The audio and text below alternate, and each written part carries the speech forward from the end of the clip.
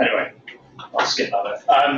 So yeah, just returns basic JSON string. It's got 50 results per page, and I think there are 7 pages to tab through to get it. So that was my starting point for my Alteryx workflow. So if I go to my Alteryx workflow, I'll run it, and then I can see what happens, and I can talk through what I did to actually achieve it. So it's my workflow.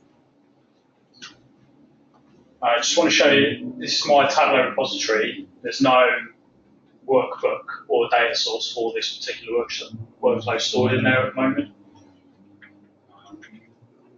So if I run the application, so because there's quite a lot of results, you have to choose a kind of country category.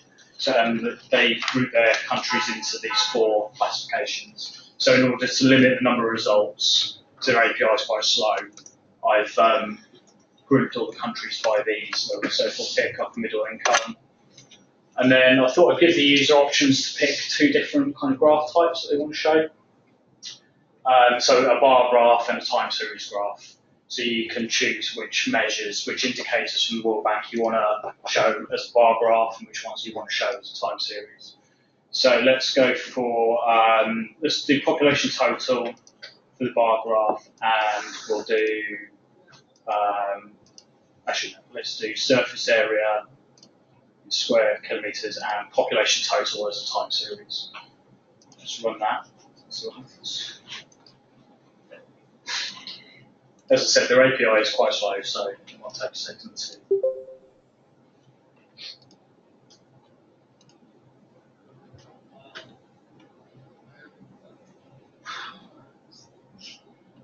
See, this is the fun. Let's see if it's going to work. Come on, there we go. And there it is. So I didn't spend very long on the Tableau dashboard, but there's the population total. Show that growing is the time series, and then the surface area. This is by country, is the bar graph. Now, if I go back to my Tableau repository, you can now see that the data source and the workbook are both now stored in that drive. So I didn't have them before, and now they're there. So let's go back to Alteryx.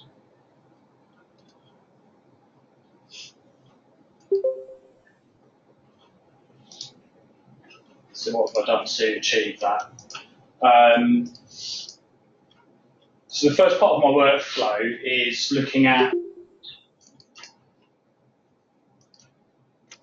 the options to select which sort of indicators you want. So I've got a list of all of the kind of, there's 60 kind of key indicators that the World Bank use. So I've just had those as a text input, which then drives some list boxes, drop-down boxes that you can choose. And then they will feed in through, they will feed a call, an API call that downloads the data just for those indicators. But while that's doing that, I've also got up here the country selector. So this is the basic URL that calls the country data, runs it through this iterative macro. So I've got an iterative macro there that cycles through, downloads each page that's available. The user filters on which country category they want, high income, middle income, and then that sends updated URLs to these batch downloads here, which then downloads the data just for those specific countries that you've chosen. So the first one does it as an iterative because it just cycles through the pages. The second one's because you're only looking at country-specific data, just does it as batch downloads to get the second lot of APIs for there. Then that all gets joined back together. So I get one output with the country list, all the other data that I need. And then here, I've actually got the workbook that I built stored in the Alteryx workflow. So this is just stored as a plain text file. So I built the workbook, copied out the XML, and stuck it into here. And then while this is running, this saves that workbook to your local Tableau repository. And I've made it dynamic so that this bit here, this is actually calling the system username. So whatever you've logged on as, that will call that name and put it into there. So try to make it a bit more dynamic so any user can download this workflow from the Alteryx gallery and it will run, providing they've got their Tableau repository in that location.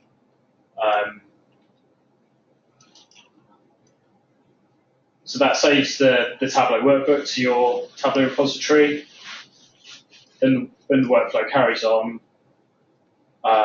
stores the TDE to that same place, and then launches Tableau, and then everything runs together.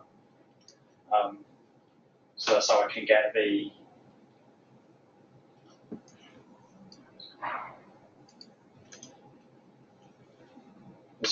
these two things stored in the same place. So any user, providing they've got a Windows machine and their Tableau repositories in that place, they can download that workflow and save that workbook.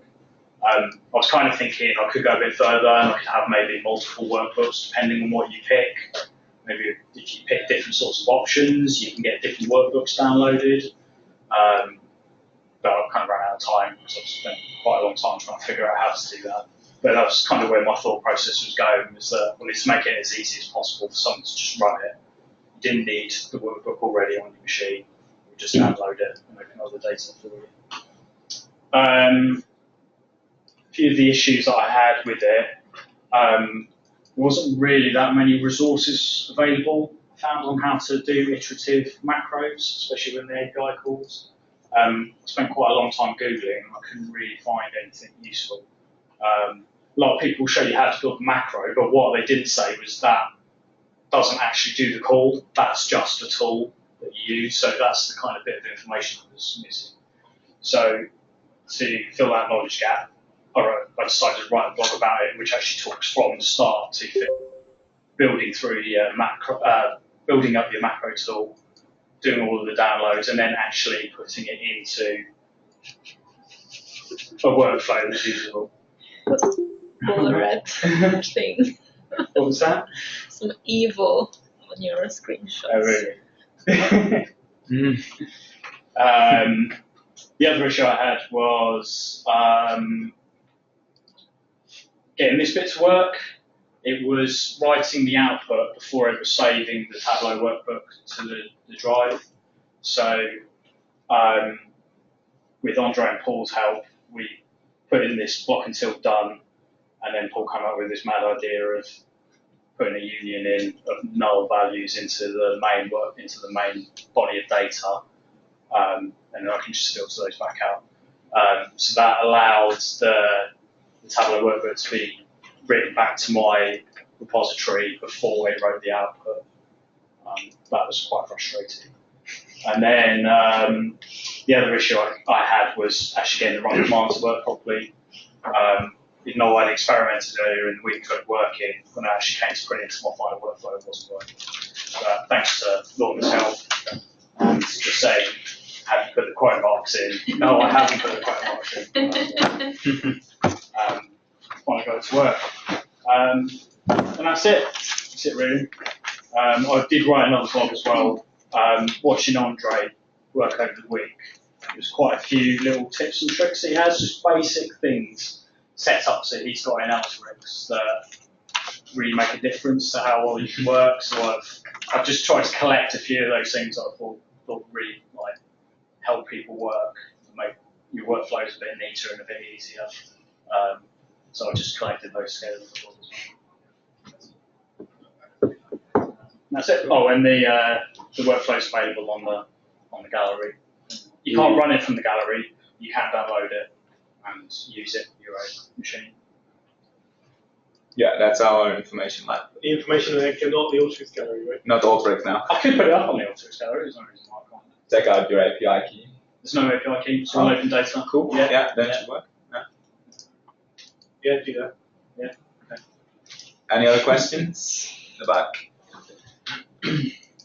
We missed the very start.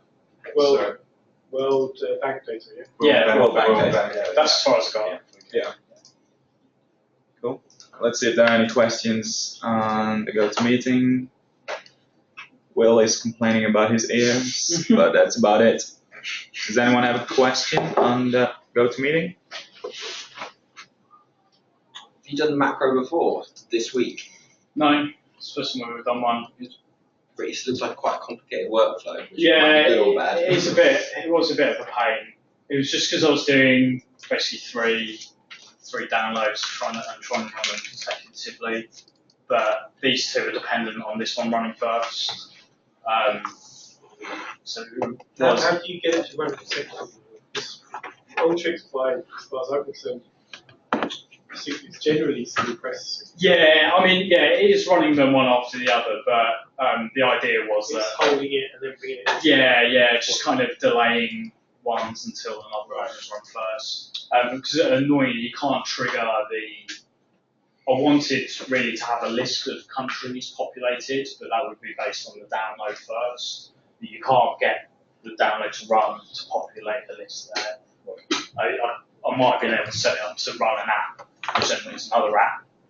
But yeah, I didn't get that far into my experimentation with it. So I kind of compromised a little bit with the workflows and get in there. I wanted to have you to be able to download all of the information or any indicators that you wanted, but like I said, their API is really slow. And just doing one of these indicators, all of the countries, can take 5 or 6 minutes to run through the API. So I just, for performance reasons, I decided to just limit it to what you could do. Cool. Well, thanks a lot. Yeah. No worries. Yep. Yeah. Next up. Next up is Natasha. I'll make you presenter.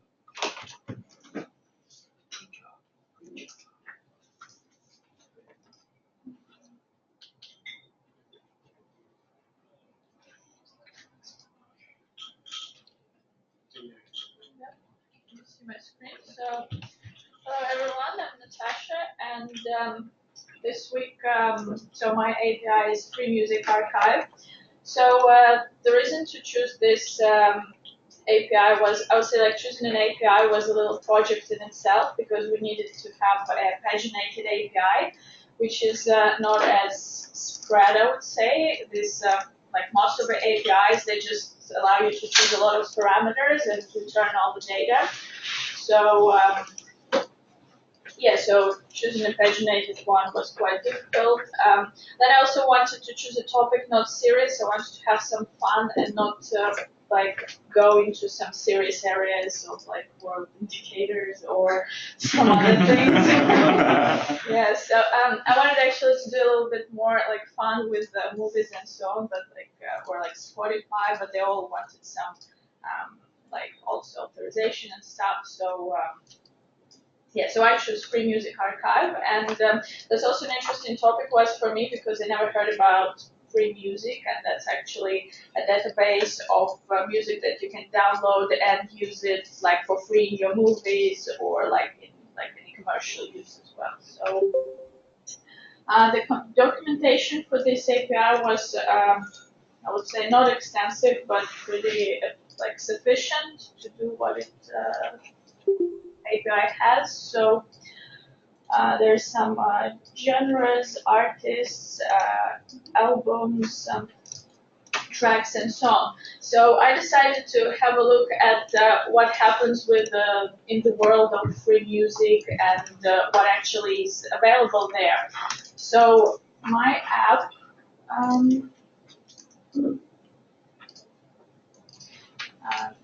Here. Yeah, so what my app does is it brings, so you choose a genre, and then it brings all the available albums so you can see, for example, what your favorite genre is and if there is a lot of music available for free or not and so on. So when I tried to run an API first time for the genres, I saw that there is 164 genres, is more than was mentioned on the website. So typing it by hand was not an option. So I had to run to somehow get these genres together. And that's what I did on. Yep. What is that? No, command outside. Yeah. Let's see this. Right. Can everyone see like this? Is it? Yeah. So yeah. So this I did this work. I'm still not following. Perfect. All right. Yeah. Roughly. So I did this on Tuesday, I think. So this first it's the URL which downloads. Then I also so because my API has some limits on calls, so I downloaded the tool from the gallery, which basically caches your things, and then you can put the initial URL into a container and disable it. So then when you run your workflow, it does not actually run this, and it runs from the cache tool itself. Oh, that's strange. You have to look at all that. Yeah, it's in the Alteryx community, just cache tool, I think it's called. So then I use the batch macros, and to like the logic of the batch macros is basically a for each. So it downloads sorry, it downloads data for each URL. So this part of my workflow, it just creates all the URLs with pages, number of pages, and then it sends it to the batch macros. And after that, I'm doing some data prep. So at the end, yeah. So at the end, I just end up with this one list of genres in here, so the macro itself is just like this. It's just basically the downloaded JSON parse. And I think we talked with Andrea that it's to make like the workflow itself look cleaner. Like I could put all this like data prep in the macro itself, but I think my reasoning was that while my batch macro is easy, I can use it with any other URL or any API, because as soon as you do the data prep, that means that this macro is just kind of, what's the word, like fixed for that data, and with my macro you can batch download whatever like link you have.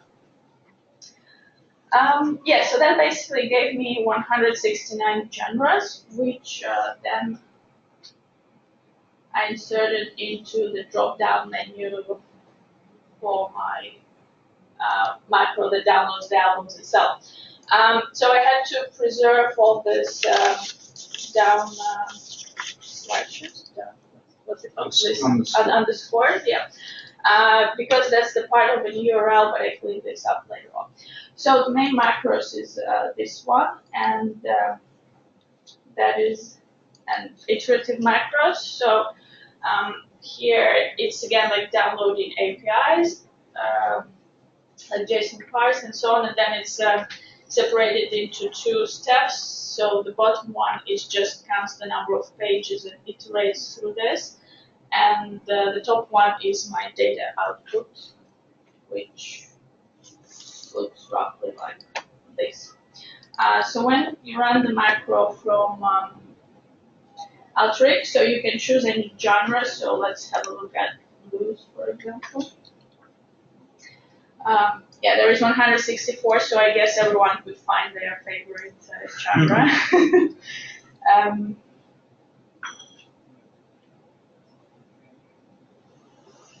How many pages of data is this returning? I don't know. Okay. Yeah, so that's just the warning from my parallels. So yeah, and then it opens the workbook, which populates the dashboard with So it's specific albums for this genre. So you can see there is a total 237 albums included. So this is like when they were added, so it's pretty active. Like I know that some genres are less popular. I think Neil, we looked at Celtic with just with 3 albums, not popular, so you can get some idea. See how many times people listen to an album, how many times they tag any album as favorite. So basically the activity is visible. Here's also like top 5 albums, and then you can look at just some other albums as well. I also I wanted to have a URL link to the album, but I think that when in Tableau you have a text, it doesn't treat it as a link. You need to have an image and generate it for all the albums. It's kind of, well, you can't click on it. You can click on the image. Should be able to do it by text as well. Yeah. You should be able to do it on the text as well. Well, it just doesn't it doesn't click on it. It should. Yeah, it should do. All right. But Your tooltips need to be on for it to work. Well, but do you need to click on the And then you need to have a hyperlink URL action. action? All right. Now it's just I had it in the. Oh, yeah, the text okay. in there. No, you had it as action. You Okay. would then open it in a new browser. So Yeah. Well, so no link. Yeah. So that's I think that's it, and I also posted to our gallery. So here. I reset it up probably. Yeah, so I put it on the gallery, and here, what I did though here is that when you run it, you can choose just save the database, so you can type 1 and choose for example CSV, and you run it, and then it shows you CSV or whatever Alteryx or TD, and then you can do something with this data yourself. So that's I think it. Yes, and what else? Yes, and I'm going to write a blog. I haven't done this yet, but I have all the weekend, and I'm going to write it about the batch macros that I did on Thursday, Tuesday. Yeah, so about the batch macros. Cool. That's it. Thank you. Yeah. Any questions? Anyone on the GoToMeeting that has a question? Oh, they all say it's clever and cool, so All right. it's good feedback. Thanks a lot. Thank you. Next one is Philip.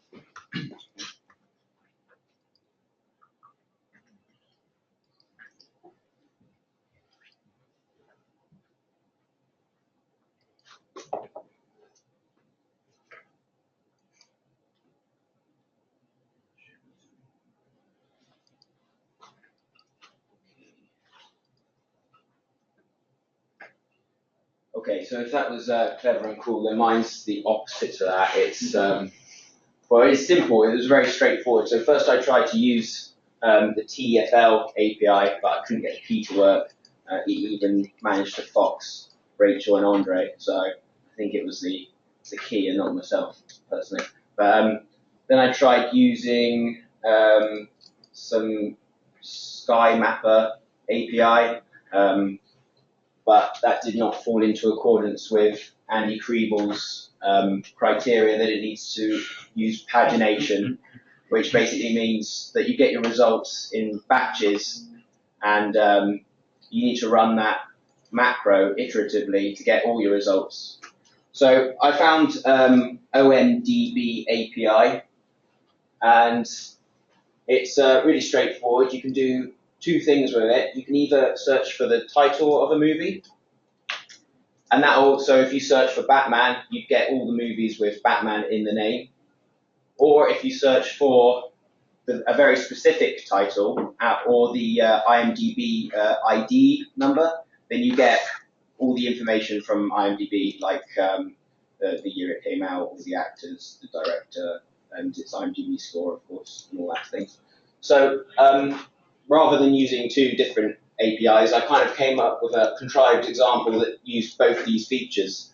But it was useful for me because I've never done a macro, let alone an iterative macro or a batch macro, and then built an app on top of that. So in this example, I managed to incorporate all three, which is nice. So it helped me learn, if nothing else.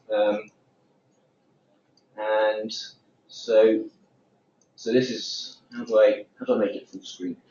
Just zoom out. Zoom.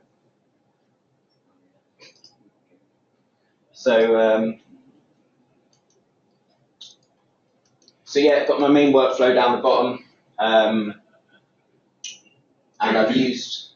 Sorry, I was going to say I like your swim lanes.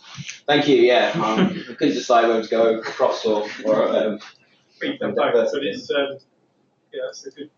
Because it is a workflow. There's a proper workflow with our swim lanes. I mean, you could probably tell by the icons what's going on. You didn't need the bands, but they just add a bit of pizzazz. So I've got two macros in here, which is quite nice. So the first one is an iterative macro. So it only returns a measly 10 movies every time you search for something. So if there are, if there are 100 movies with the word pirate in the title, then you need to run it 10 times, and I've got a calculation in there so it stops when you've reached the required number of pages, so it doesn't error out.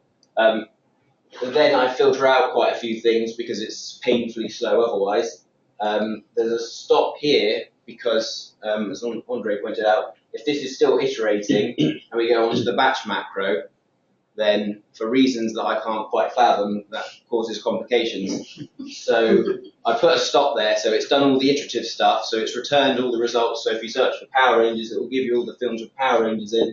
And then once it's done that, you can run the batch macro, and from then on, say we did Star Wars, we've got all the list of Star Wars movies, we can then run this IMDb batch macro that I created, and it will get all the details, all the IMDb scores and the rest of it for each of those Star Wars movies. Then your normal tools just to clean it up a bit and save it to. So I've got one which saves it on Alteryx on the server Spider, and I've got one that updates a spreadsheet. A TDE, which comes into my workbook. So I'll just show you quickly my macros. So the first one is this one. All the workflows that use APIs kind of look the same. You'll start with a text input, and then a download, a JSON parse, a split to columns. They all pretty much start exactly the same way. And then you've got to do some formatting to get the structure right. And this is the clever part about iterative macros, of course, is that when your output should look almost identical to the input, except for the fact that your page number has increased by 1, and that's what this function does here. And so it goes round and round until it reaches the right number of pages. And as I understand it, this filter means that when the condition is not met and you've got more results, or you're about to get more results than another page would give you, it kind of channels it down the false. And so if you don't get into this iterative output here, then it won't start going back into the iterative input. So it just sort of stops then without an error, which is what you want. That's the way I understood it as well. And Neil's nodding, so I'm quite confident of that. So that's the first iterative macro. The batch macro confused me more so, I'd say, with this little control parameter. But does pretty much the similar sort of thing. Again, the same sort of tools. So yeah, that's it really. We can have a little. Yeah, so this is where I demonstrate my app and see if, and it'll almost certainly break. But so I tried to narrow it down so it doesn't take quite as long. So I basically, every parameter that the OMDB API app, the API gives you, I try to use sort of to narrow down search results. And I get rid of stuff that doesn't have a poster, because those tend to be really awful B-movies, really obscure ones. It's mental. If you search for any term, you get so many movies of really low budget stuff, and the naughty kind as well. In fact, if you try Batman, you get a parody, which. So we'll try a different one. Does anyone want to suggest a movie title so I can test it out? So Harry Potter. Harry Potter, that's a good one. Why didn't I try that beforehand to make sure that? Yeah, that's gonna throw up some wizardry. So we just go from 1990 to that should be fine. And then run it.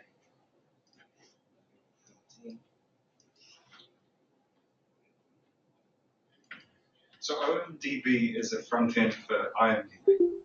I think so, yes. I think if it's not, it's either user curated or it's front end for IMDb. Yes. I'm not fine. So there we go. There's our movies, and it's ordered by year. So we got the Deathly Hallows Part 2. I'm quite pleased this actually worked and not thrown up an error. And you can limit by IMDb views, and I put that in just because, as I say, you get lots of really weird ones, sometimes really obscure movies. So if you just filter by how many people have voted for it, then it kind of cuts out all the chaff, and you're just left with the big blockbusters. And isn't the first Harry Potter movie called Philosopher's Stone? Sorcerer's Stone. Yeah, that's done if you're American. Oh, it was on the American version. So witchcraft repackaged is an But yeah, there we go. It works. Very good. So unless you want to try out another movie franchise, then I'll say good day. Got for Star Wars and anything she said. Started by Star Wars. I'll wait for you to close that first so they won't. I presume that's going to return plenty of results. Star Wars. Yeah. Yeah. Yeah, so it'll take. You need to do before night. Let's change this start date. Oh. So when should that be? When was the first Star Wars film? 79. So now I think Rachel can probably start getting set up.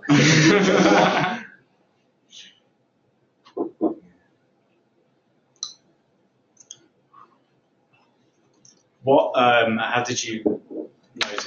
How did the filtering of the naughty movies work? You can't really get information. You can get ratings, so you can filter it afterwards. But I wanted to filter it. What's that? No, Star Wars. Star Wars XX. Important parody. Yeah. So we get rid of that by just sort of filtering up. There we go.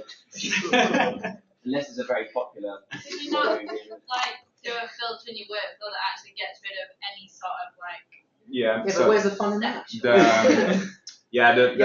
When you do the batch macro, you get back a lot of information like the IMDb score, and you get the rating, the American rating. So if you filter out our rated movies. But do you not do a wildcard match on your title to make sure that porn doesn't? Quite a long list of things. Yeah. Yeah, you could. Yeah, but as a first week learning macros, different macros, batch macros, and apps. So but I'm all over the regex, so I could have probably done something with that. Anyway, it works, and it didn't break, so I'm happy. What blog are you going to write? Well, so I got very confused with the difference between all these things. So I probably kind of a brief overview of starting with you have your workflow, and then you turn that into a macro. Then you make that an iterative macro if you need to do a repeated process, or a batch if you're kind of running it for a multitude of fields. And then on top of that, you can make an app if you add user inputs. And so it's kind of like a big overview that kind of process. You know, I've started it. If you care to see some very small words on the screen, I've already started it there. So, well, stay tuned, and it'll be on the data school website in no time. Cool. Thanks a lot. Thank you. And your regex one. So next up is Rachel.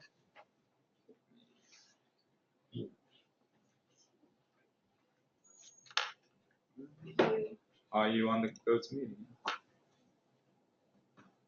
Should be. Who are you? What's your name? Rachel.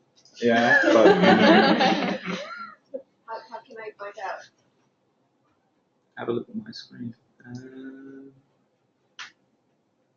Mark tells you. Click your settings, Rachel. I just put something in the chat. Can you find me in the chat?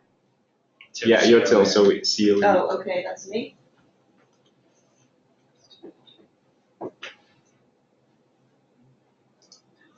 Meg says hi, Rachel. Hi, Meg. Hi, I'm Rachel. That's okay. I'll just talk a bit about the project first while it's kind of coming up on. Oh, that's okay. So my project was about Bitcoin, and like everyone else has mentioned so far, I had quite a lot of trouble trying to find an API that was able to paginate and iterate and go through the same process, and as well one that wasn't. I tried to find one that wasn't overly complicated and didn't have loads and loads of fields, and trying to do really clever things, again, bearing in mind the time span that we have, which was a week. And that was my first time writing a macro, my first time creating apps, and I just didn't want to overwhelm and overload, but I think it managed to happen anyway. I spent quite a long time, again, trying to find the right API, and in the end, I went with a Quandl Bitcoin feed. And for those who don't know, Quandl provides mostly financial information, and the thing with Bitcoin that's a bit special is that there isn't a centralized exchange. So everybody basically keeps their own value of their own Bitcoin, and the different exchanges. There might be different exchanges for one currency. For example, for sterling, you might get different rates. Obviously, they try and be competitive against each other, so they should be quite close, but there may be a range. So I thought it would be quite interesting to see for each currency the sorts of ranges that you might get for each day, and I thought that was also something that I could batch or iterate through, because rather than just iterate it through over different dates, which would just give you a time series, which I thought was not very interesting, basically. So I did that, and at the end of I still had a lot of issues come up with my data set, and a lot of issues come up with just Alteryx, just getting my head around different tools for the first time, trying to troubleshoot why things didn't work. I think I was probably the last one I was quite far behind in my workflow, but I guess the upside of that was that I was able to hear what other problems everyone was having and hopefully try and overcome those, know what the pitfalls were ahead of time. For example, I realized that a lot of people were having trouble with the run command for various reasons, or launching Tableau, and the fact that it trying to launch the Excel before launching launch Tableau before it finished loading up the Excel, and so I was able to kind of try and be aware of those issues before they came up for me. So it's better to be the tortoise rather than the hare. Perhaps. It didn't seem to help me finish on time. Anyway, here's my workflow. So what the app does is you enter maybe I don't want to run through the whole workflow because I've got 210 currencies, and for it to run through everything, it takes some time. So yeah, so what happens is the user enters a date, sort of standard enter a date input, user input, and then that's the date that you would be able to compare against different currencies. I won't get go. And Will then, you have that defaulted to today, for example? sorry? I mean, if you were going to, as an app, you'd have that defaulted to today, right? So generally, you want to look at the currency. Yeah, price that's today. right. Yeah, except, well, it would probably be yesterday because today's prices haven't, it's at the end of the day. And the close of business. So I've got two action points here because I need a start date and an end date. So the user inputs the end date and the other action tool basically automatically generates a start date, which is enter date -1. That feeds into this text input. This is my list of all the currency values that Quando tracks or generates for against Bitcoin. So as I said, there are 210 of them. So and it doesn't necessarily generate 210 values because some values may be null for that day. And it runs through my macro and outputs here to Excel, to Tableau. And so here, this is what my macro looks like from the inside. And this is control parameter which comes in because it's a batch macro. And I discussed with Phil about doing the iterative macros, and that's quite straightforward in terms of adding +1 to paginate through the page, which wasn't something I could do with the batch macro because they were numbers. So that's what the control panel does. It goes through the list of all the currencies and currency exchanges that I have in my input file, and it does some data cleaning basically, and to get the fields that I'm looking for. And then I've got it concatenates the API, so that the URL for the API, and then I go through the JSON cleaning, JSON parsing, download flow like everyone else, and this part basically just cleans up the fields and reattaches headers in the right place so that everything's in a good format, ready for the Tableau, and get it back into the workflow that opens up Tableau. It takes quite a few minutes to run through the entire workflow, so I'll just cheat and show you what it looks like when it imports. Again, it's quite a simple dashboard here, and there's a multiple currency select. Here I've got the euro, Sing dollar, USD, Australian dollar, and that's color coded, and it shows you quite a wide range. But again, as you can see, that there may be some reporting errors. Mhm. With this one, for example, and then this shows across the different currency exchanges. Usually, you probably wouldn't want to compare across currencies. You probably just want to compare across exchanges. So this is a bit of a unusual example, but that's just an example of what's possible. Does anyone have any questions?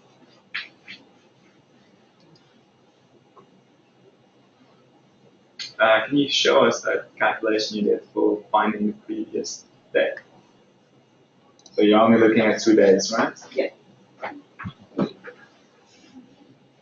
So just connecting one day field, and then she's where everyone is kind of updating just a value. Rachel's updating a formula. She's updating a column based on the formula with the date time at, and she's just adding -1 days.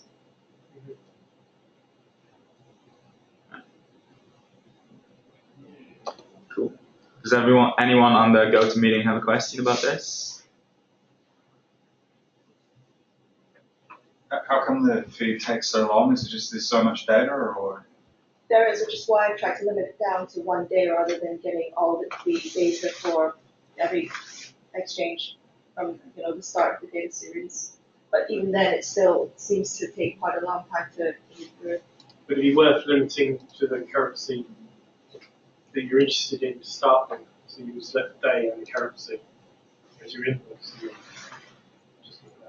Yeah, that's an idea.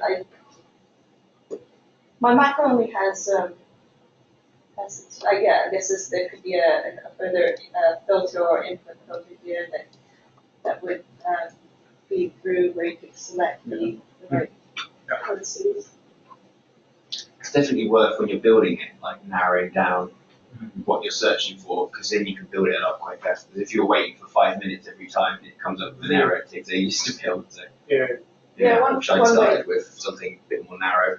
Yeah, I think most of us, what we did was just put a sample tool somewhere in the workflow so that it would, rather than bringing back the entire data set, it would just bring back a few. So what's the danger with a sample tool?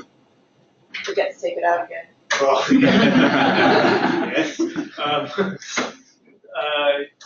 A lot of the time you'll find that you actually put in a certain order, capitalized or something like that, so you get it so you get a load of 8, or or it's got an ID at the front. You'll just get 0001, 0001, 111, and it'll be the same, basically the same sort of data at the top of the data set that you're pulling.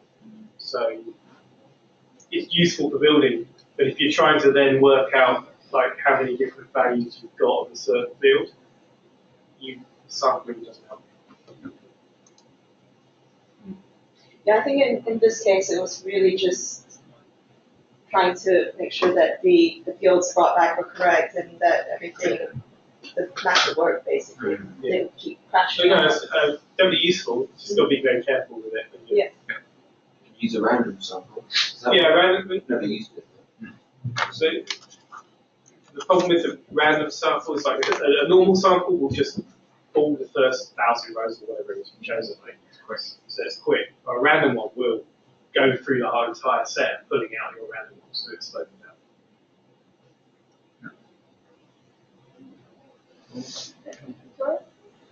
Yeah, so next up is Victoria.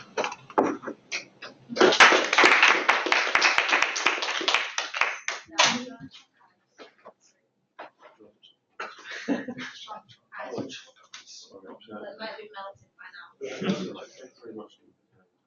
one last thing. Please come and Hello everyone. So I use Punk API. This is Alison Beers from Rudoc. I used this API before. However, I had no idea that it's paginated and it only returned 25 beers for me at that time.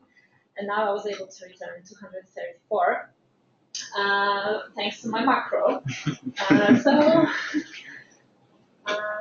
So I decided just to play with this data set again.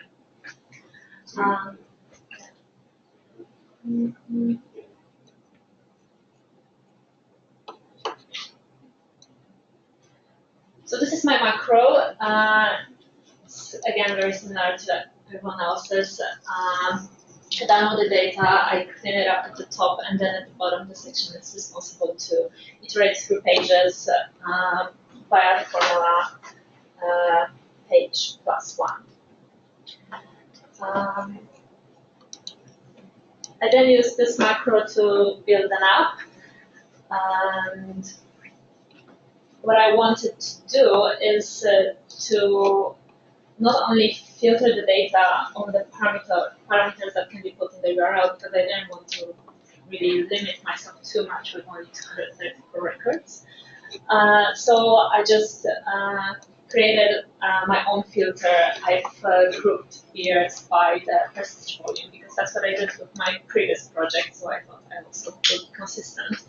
And I would try different things. Last time I filtered in Tableau, and this time I was just trying to do the same in Alteryx. And so I have a parameter with the drop-down that allows to select whole volume, and then Lorna to. Yes, can we please rename it that? That's so much credit. Yes. Mileage out of that.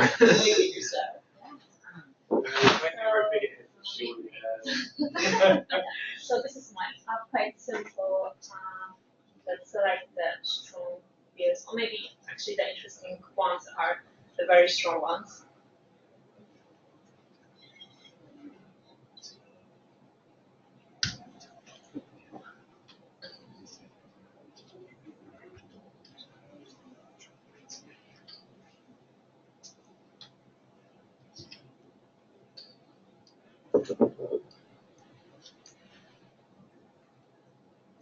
And it broke. So luckily I've kept my average lines because I was trying to cluster the peers using clustering Tableau, but that's fine. We can also look at them like that. So we can see that seeing the Bismarck has 41% of alcohol, which I find interesting, and tactical nuclear penguin has 32%. And we can also learn more about those beers. Just select the beers we want, and we will see the tagline. So the first one is IPA for the dedicated, and the second one is Uber Imperials. There's also food that this beer goes well with, and the year it was first brewed in. Of course, you can select other ones and see more descriptions.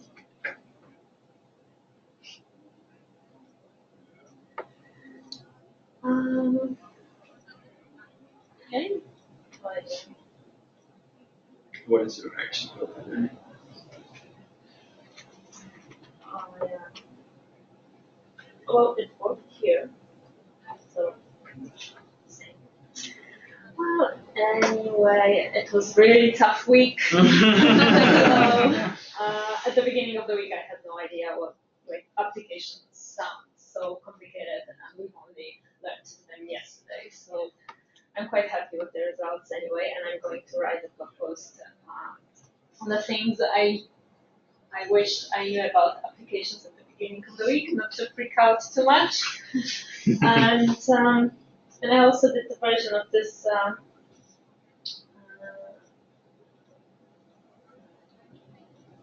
app for our server, and you can just download the data.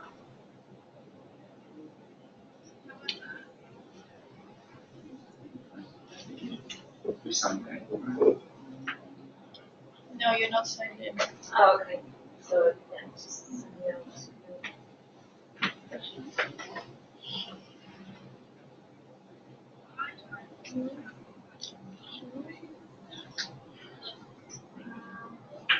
Need data school.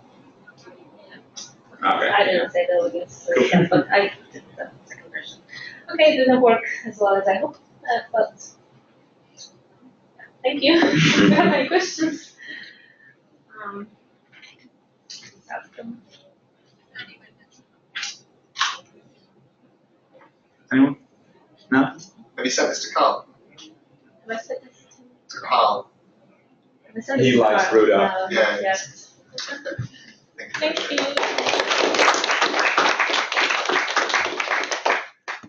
There's someone that wants the tactical nuclear penguin. Oh, Peter. Okay, so next up is Mark.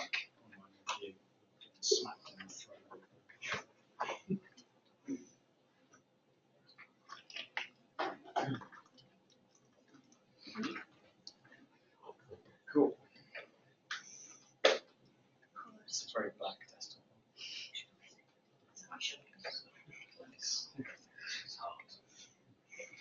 Okay, I'm Mark. So the API that I chose was for Flickr. It's a photo sharing website. As you can see, it's home to 13 billion photos. I think it's the biggest photo sharing website in the world. And I have a Flickr site, so that's one of the reasons I chose it, to be able to analyze the photos that I've got.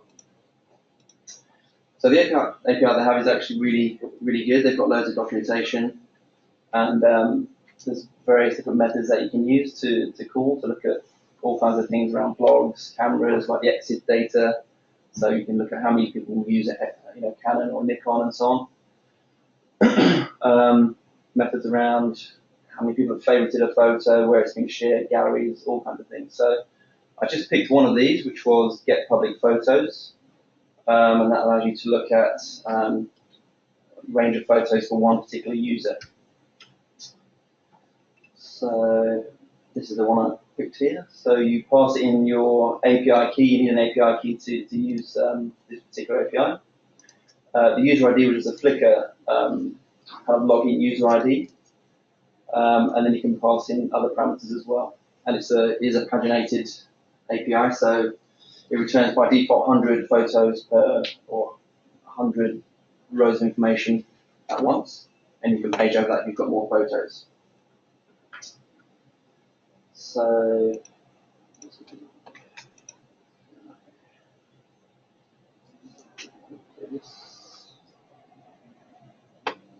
is the workflow. So it starts off, so this is inside the iterative API macro. So again, it starts off feeding in the URL with the parameters,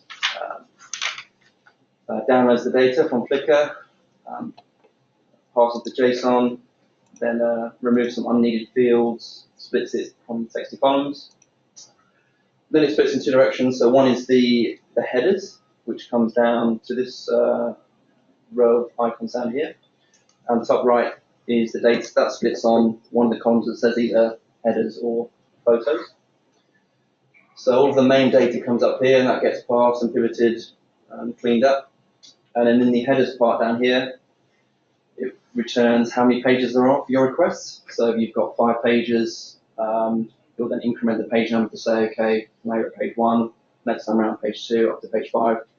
And then there's a formula check to say, are you less than the total number of pages? Less than or equal to the total number of pages. And then, as being described already, once it reaches that, it drops out for false, and then that stops the macro. And then the app to use the macro. So there's two inputs. One is your Flickr user ID, and the other one is your API key. So anyone else, I've uploaded this to the gallery, so anyone can use this, enter their own API and their own Flickr ID and use it for themselves. That basically just goes into the input, into the macro, which then runs, and then it outputs to. Actually, this is the public version. This outputs to a YXDB. Another version that I've got, which I'm running locally, outputs to a TD, and then that opens up Tableau. So let's try running it and see if it works. Okay, so I've just defaulted it to have my own Flickr ID in there. You probably can't read that, but it basically says you've got a Flickr account, you don't know what your ID is, you can click on a link, which I've included there, and you can type in your username, and it will tell you what your key is. Go back. So we'll just go ahead and go, and there's my API keys in there. Let's just start out. So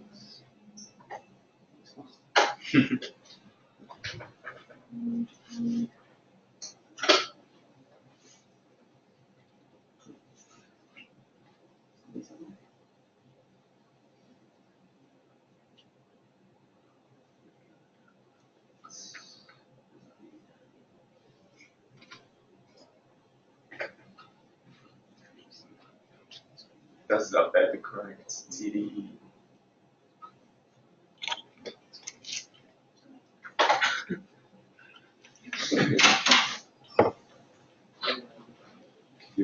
maybe app output then? So Is it app output over there? Like an app output, okay, it's different then. yeah. No, Do you have the dashboard without that data source so we can see what dashboard you built? I did have it. I wondered if you might have actually overwritten that now. So, let's have a look.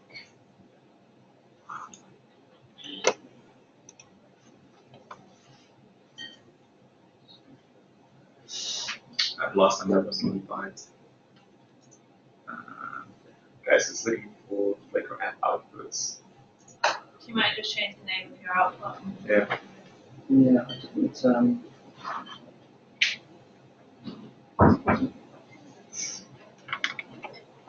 When was that one generated? Okay, that's not good.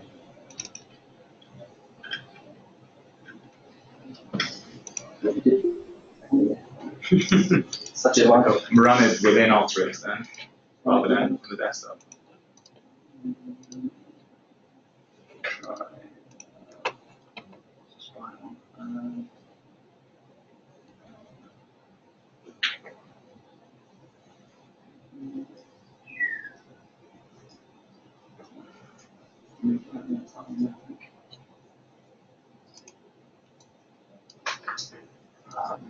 Put it back in the second one.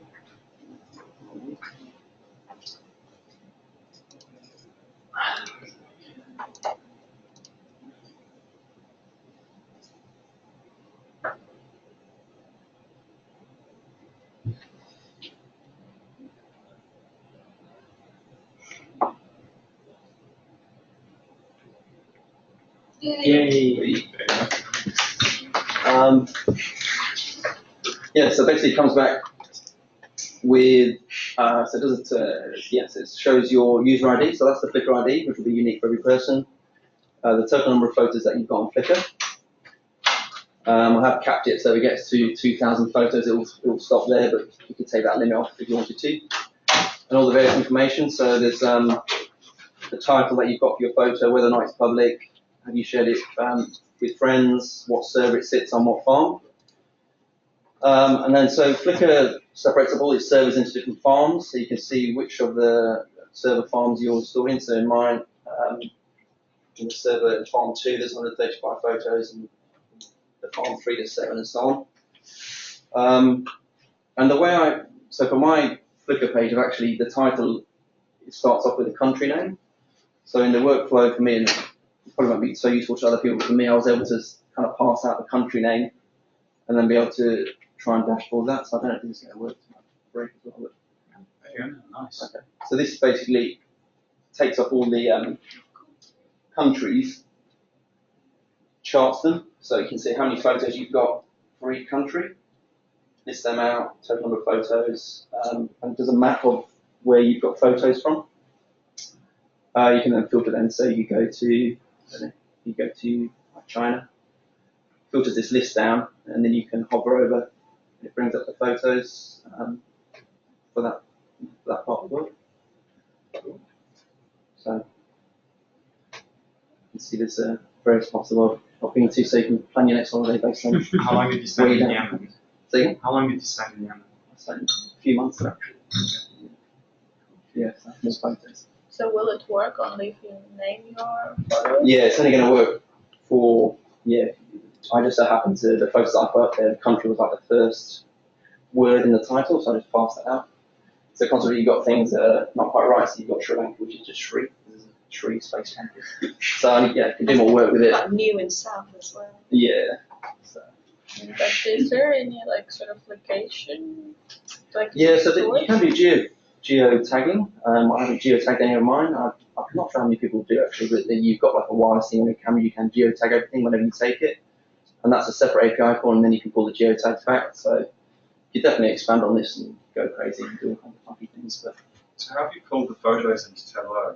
Did you send the binary through the API, or is it? yeah, so in the API, you can reconstruct the URL. So you get back the server, the photo ID, the farm ID, and you put that all together with a HTTP at the front, etc., and then you can build the URL. So Tableau is pulling it from the URL. Exactly. Okay. Yeah. So these are all dynamic. So if you go to, Selection. I don't know, you go to Yemen, for example, and these are all updating based on that URL. So yeah, it's been a really interesting week, quite challenging week. I think everyone would agree. So again, for me, it's the first time using APIs, certainly the first time using macros. So learned a ton of things. Getting a feel for how powerful Alteryx is. Pretty amazing program. It's been great. I appreciate all the help from Andre and Neil and various other people, and Natasha for making things work. So, and of course, Lorna's. Lorna's blog post. But yeah, the other tool that was really useful as well, probably just worth mentioning, is Postman. So that was used to test the APIs. That was super useful. That was really good for just iterating through, like trying different parameters out without having to go through the whole workflow and run the macro start to finish. So that's just worth calling out. Yeah. Questions? Anyone? No?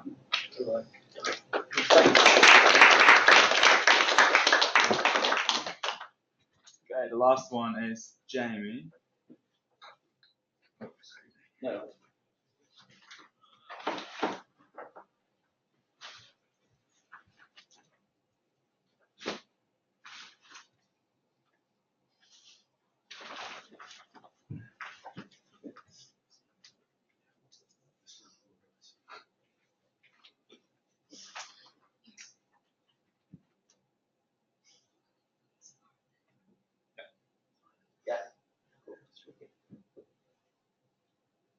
Hi everyone. This week's been challenging also for me. First time I've ever built an iterative macro and an app to go with Alteryx. So this week's challenge was set by Andy, which was to select an API that requires pagination as a challenge in itself. Spent a couple of days on it, and then there's a point where I got to the point where I had to borrow the API from Andre. So we had Guardian there, develop an iterative macro to paginate through the pages, then develop an app to select the parameters you want to control within the Guardian. So basically, I'm looking at the sport articles within the Guardian online URL.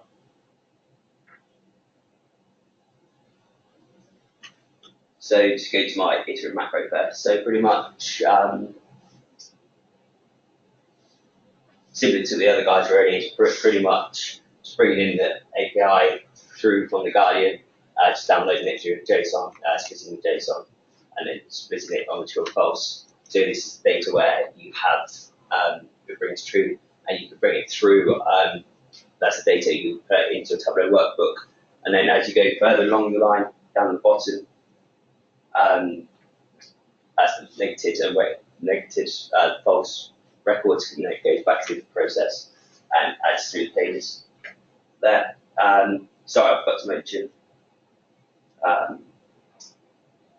So these are the parameters I selected for the API. So section on the sport and just the date, because I wanted to keep it quite simple because it wasn't a process that I was developing. I learned a lot, so I'm used before, so I just kept parameters quite simple in that sense. So just basically the section, you can return the section, and I just shows the range of date fields you can select from within the app. So just going back to the app. So pretty much. Before you go off that, I really like the documentation on macro. So that's really good. You documented every single tool. Yeah. That's really good practice. Yeah. No. So going to the app really. So pretty much just giving the user the option to select your range of fields you wanted to bring back the articles. The text input is the URL used in bringing the data back. And just basically down here, just accidentally missed that one out, we'll probably get it over. Just selecting the fields that I want to carry through, and then just data passes through the iterative macro there, and then obviously through Lorna's tool, what she created there, and it just automatically brings up a Tableau workbook. I didn't create the tool.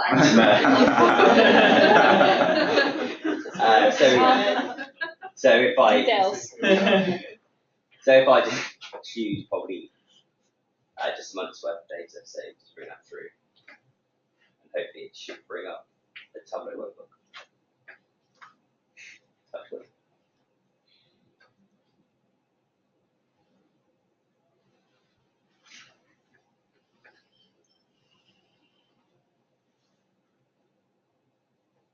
Yeah, so it's quite basic, quite simple, but it just returns like what type of article it was, the type of article. So if it was an article, live blog, or an interactive blog article within an online article, and just returns the articles within that time period you returned, and then you can just click on the URL and it takes you to the page. So yeah, so it just takes you to the page and you're done. That's it regarding the macros and development and the guiding articles there. So the next thing was to cover what am I going to cover in my blog. So it's just basically just going to give a simple overview of the type of Alteryx macros available within the product. So I haven't completed it yet, but this is just another. So it's just giving you another overview of macro types within Alteryx and cheat sheets to go with it. So yeah. So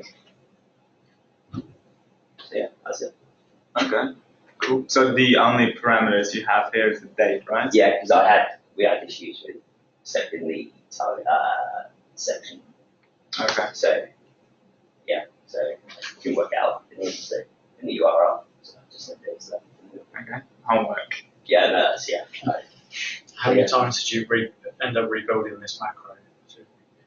Oh, with all your help, I don't know. Probably at least 5 times. I Yeah, 5 times. Yeah. It was working, and then it wasn't working, and then it was working. So yeah, thank you very much for having on the way. So yeah, cool. Any questions or anything? Cool. No? Okay, thanks a lot. General question. Yeah. Obviously, you've all said it's pretty tough. It's the hardest week we've done. Yeah. It's a lot of effort. Was it the teacher or the program? Because Creedle's not here. That should make it the easiest week, right? Maybe you should start with the recording. No, let's record this. Let's record this. So finding the APIs has been quite a challenge for you guys. Is it just searching and trial and error, or? Yeah. Pretty much, yeah. I think that ate into the time as well. If you're not familiar with it, that takes time to just get used to how an API looks and the parameters you put on it. So I think we will struggle a little bit with how specific you use. They're very unforgiving. If you make one mistake, it's curtains, isn't it? You have to test them for finding out if they do pagination or. Wow. Yeah, I think that was part of the struggles, because you can get one, but then you have to test it to see if it's got Documentation was a little bit haphazard often, and I swear API keys are the hardest things to find for some APIs. They're not obvious. For me, I was going down a rabbit hole as well with OAuth, different types of authorization, and Andre basically said, don't go there, just look for another one. I think it's probably hard because actually we haven't done that much Alteryx compared to Tableau. And then to have to do quite a big project like this. Yeah, so there's a lot of new things, macros and different types, and then an app comes up with that in 1 week. It's quite a lot fiddly as well, isn't it? Like there were a lot of little settings hidden away and there were boxes in deep down. You change one thing a little bit here and then everything breaks again. Or sometimes if you don't change anything, it still breaks. Yeah, that's true. You come back to it and it's working. I opened mine up this morning, it wasn't working yet, it would have been working fine. I just said that so much more it works. You need to work on making them more robust. But it's interesting, definitely start to see, let's say, the power, super powerful. When you do. Yeah, it's quite nice being able to just click on your desktop and then when you enter the parameters, it opens up and refreshes all the data inside. I thought that was pretty cool. The cache tool seems useful just in case the API is not behaving. Yeah. So one of the first tips I gave when you connect to an API and there's this limit, output it to a YXDB, because then you can just do all the transformation. Once that's done, plug that back in the original API call and run everything through. Luckily, no one ran into API limits, right? No. Yeah. Let me close the GoToMeeting. Thanks for the presentations. Hope you learned a lot. Thanks for visiting. And Thanks see for you in the your next week. Yeah, thank you. Cool. No worries. Would APIs be something that you guys use on site on your client stuff? Not a huge amount. For us, the data is